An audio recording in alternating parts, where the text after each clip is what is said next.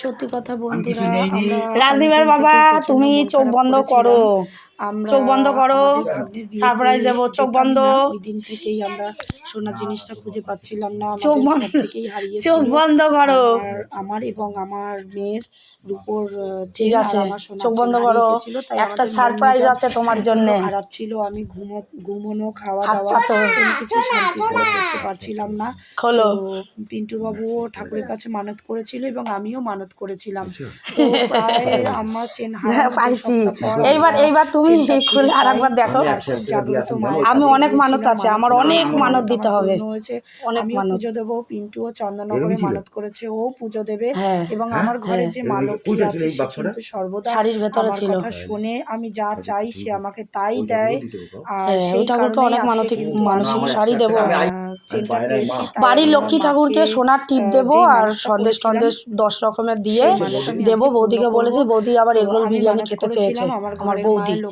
আর ওই মাকে শাড়ি দেবো, সন্দেশ, আলতা, সিঁদুর সব বলেছি, সব দেবো, ঠিক আছে? আমি যদি সোনার চেনটা ফিরে পাই আমি সোনার টিপটা তোমাকে পরাবই।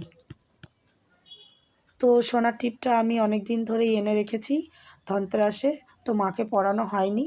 তো মাকে বলেছিলাম 5 রকমের 5টা মিষ্টি এবং 5টা কালাকাঁদ দিয়ে আর সোনার টিপ দিয়ে তোমাকে আমি পুজো করব যদি আমি চেনটা ফিরে পাই। তো আমি পেয়েছি, তার মাকে আমি আজকে পুজো দিলাম মঙ্গলবার। এবং আমি আরাক কালী মন্দিরে মানত করেছি সুতির শাড়ি এবং আলতা সিঁদুর, তারা যা যা দেয় আর কি মাকে, সেগুলো দিয়ে মাকে আমি পুজো করে আসবো শনিবারে। আর পিন্টু বাবু ও আজকে এই মানতটা পূরণ করেছে। ও চন্দননগরে একটি মন্দিরে ও মানত করেছিল যে ফিরে পেলে ও 101 টাকা দেবে, ও মানত পূরণ করেছে। তো আমরা ভীষণ খুশি হয়েছি, সোনার চেনটা পেয়েছি, লকেট সমেত হারিয়েছিল 2খানাই চেন।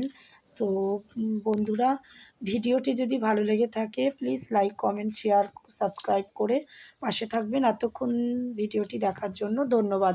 আর নতুন নতুন ভিডিও আসছে, দেখবেন।